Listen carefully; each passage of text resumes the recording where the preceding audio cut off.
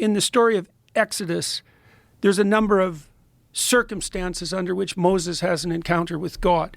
And they're very useful stories to understand because they point you to how that can make itself manifest in your own life. So the first real encounter that Moses has with God is in the story of the burning bush.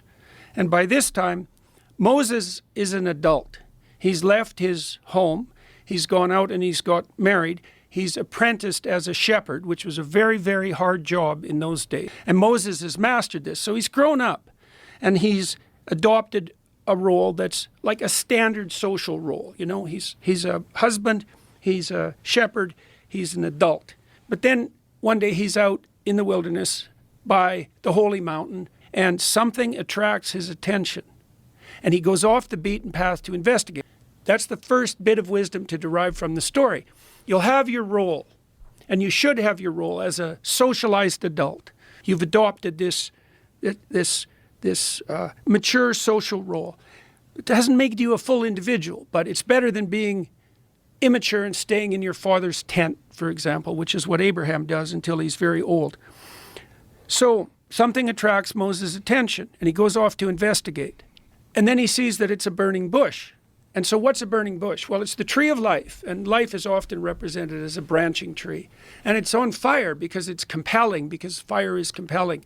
And fire is alive, and it's a symbol of life because everything that is alive burns. That's what metabolism is. And so a burning bush is like life itself intensified to the ultimate degree, and that's what attracts Moses' attention. And he gets closer and closer to it, which means he investigates more and more deeply. And as he investigates more deeply, he starts to understand that he's nearing the depths. He's on sacred ground. He takes off his shoes, and that's an indication of his willingness to transform in identity.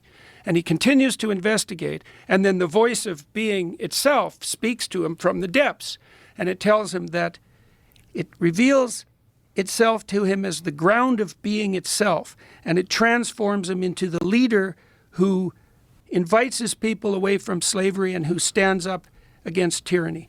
And so what does that mean for the ordinary person? Well, it means that you need to grow up and adopt a role. You need to mature. You need to become an adult. You need to be a good man in your time. But then you have to pay attention to see what attracts your attention, what calls to you, because there's an autonomy about that, right? You don't get to pick what interests you. It picks you, and you can respond to that call and investigate or reject it. Those are your options. And if you reject it, you stay in your box. But if you follow it, something will call to you. And then if you investigate that, that will transform you. And if you investigate it deeply enough, it'll transform you into the person who can stand up against tyranny and who can lead his people away from slavery. And that's how God is defined in that story. God is the thing that calls to you to take you out of your role, that will shape the manner in which your psyche transforms itself as a consequence of your diligent investigation into what calls to you.